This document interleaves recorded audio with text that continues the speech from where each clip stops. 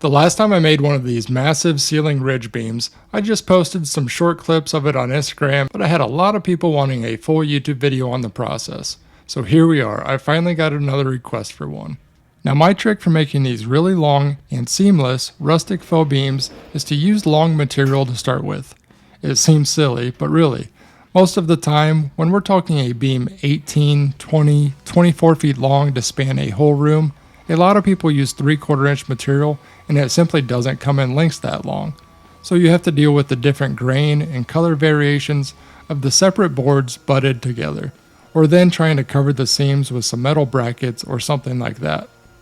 But when using pine anyway, I can drive right uptown and get 2x material and lengths up to 28 feet long. Now working with material this size brings its challenges, but I think it's worth it to be able to span the whole ceiling in one piece.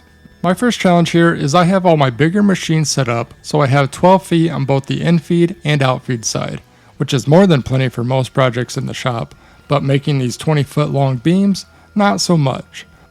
I'm going to keep going back and talking about the beam I showed at the beginning because I have video of that one installed, but also because we did things differently on that one. At the time, I didn't have this big Laguna planer, so we didn't plane that one at all. The boards are still the standard 1.5 inch thick as they come, and it's perfectly fine. Just a little more muscle needed to move them around and get it installed. Next, I needed to rip a straight edge on all 3 boards by snapping a chalk line as my reference. The 2x10 was actually almost perfectly straight, but the 2x8s did have about a 1/2 inch crown in them that I needed to cut out.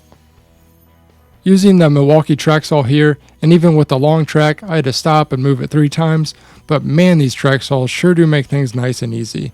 Again though, another difference here between this and when I made that other beam, on that one we simply chalked lines and used a regular rigid circular saw to make the beveled rips and everything.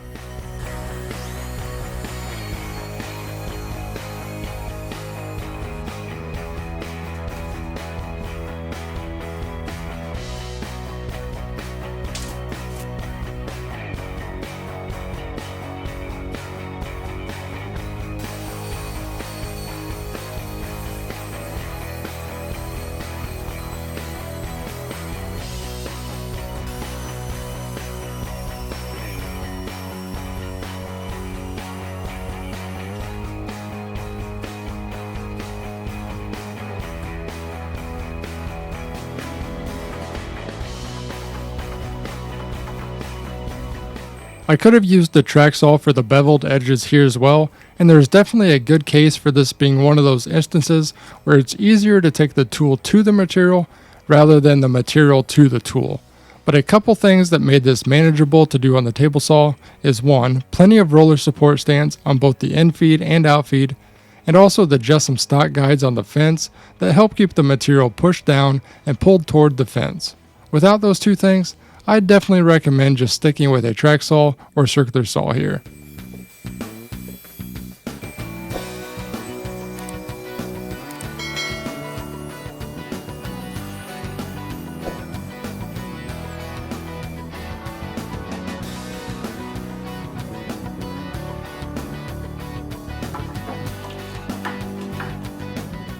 At this point, we're ready to get this beam glued together. I just had to set the camera on time lapse here and get to work, so sorry for the no other camera angles. This is a huge glue up, so you gotta work pretty fast before that glue starts to set up.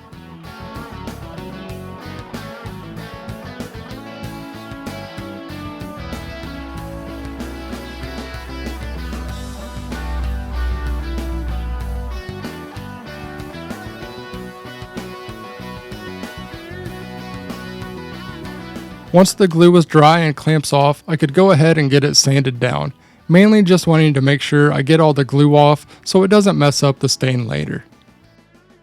Now for the look they were wanting on this beam. They didn't want the old and beat up beam like I've done before, or the old hand-hewn beam look. They were wanting it to be rough-sawn like it was new and fresh off the sawmill. So if you aren't familiar, there are 2 types of mills. One with a huge circular blade that leaves circular or angled blade marks like in these first 2 boards I have here, and then there are bandsaw mills that leave straight marks, and that's the look I'll be trying to mimic here. To get the rough bandsaw look, naturally I'll be using my bandsaw, but when they asked if I could do this, It was one of those cases where you say, oh yeah, no problem, but in your head you're thinking to yourself, and a little worried on how it'll actually work out. Just the size and magnitude of the beam being my hesitation here.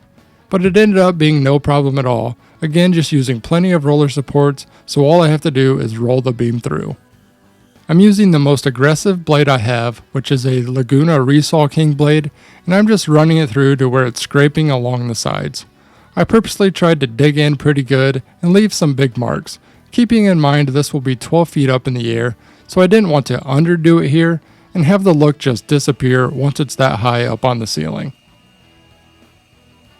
Overall, it was a pretty cool and fun process though, and honestly, a lot easier than trying to make it look like an old beam like I have before.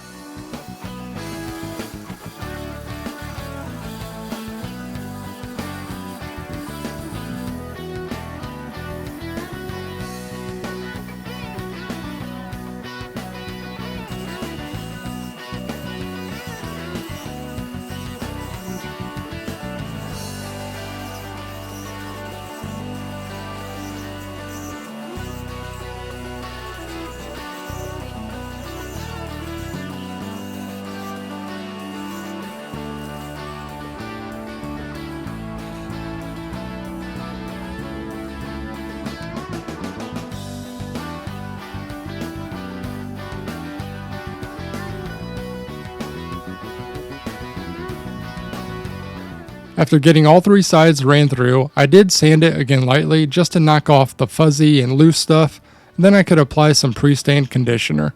When working with pine, this definitely helps the stain go on evenly without blotching.